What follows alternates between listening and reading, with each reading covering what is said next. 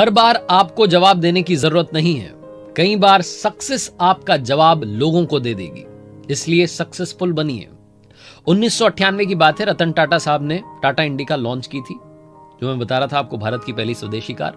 और जो रिस्पॉन्स वो मार्केट से चाह रहे थे वो मिला नहीं। धीरे धीरे कंपनी घाटे में जाने लगी और बात इस नौबत तक आ गई कि उन्हें लगा कि ये कंपनी बेच देते हैं, ये कार वाला बिजनेस किसी और को बेच देते हैं। तो एक मीटिंग फिक्स हुई फोर्ड कंपनी के बिल फोर्ड साहब से।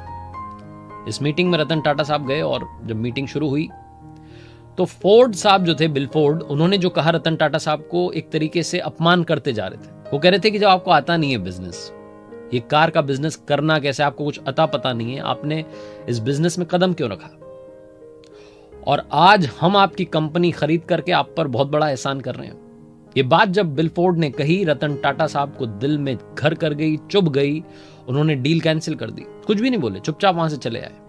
अपने एम्प्लॉय से कहा कि हमें जी तोड़ मेहनत करनी है और इसे सक्सेसफुल बनाना है। धीरे धीरे समय बदलने लगा, मेहनत रंग लाने लगी और टाटा इंडिका लोगों के घरों में पहुंचने लगी।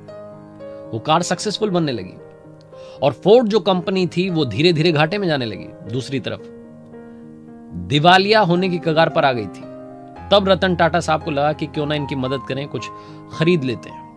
तो एक और मीटिंग फिक्स हुई बॉम्बे हाउस में, बिल फोर्ड और रतन टाटा साहब की। और रतन टाटा साहब ने प्रपोजल रखा कि आपकी ये जो फोर्ड की जो एक कंपनी थी JLR, जो कि लैंड रोवर और जैगुआर बनाती है, उन्होंने कहा कि मैं इसे खरीदना चाहता हूं। डील फिक्स हो गई। रतन टाटा साहब कुछ नहीं कह रहे थे। बिल फोर्ड ने अब की बार कहा कि आज आप हमारी कंपनी खरीद कर हम पर बहुत बड़ा एहसान कर रहे हैं। 10 सालों के अंदर बिल फोर्ड को उनका जवाब मिल चुका था। इसीलिए कोई कुछ कह रहा है, कुछ मत कहिए, शांत रहिए, सक्सेसफुल बनिए। ये जो सफलता होती है, ये सफलता बहुत ज्यादा शोर मचाती है। आपको कुछ कहने की जरूरत नहीं है।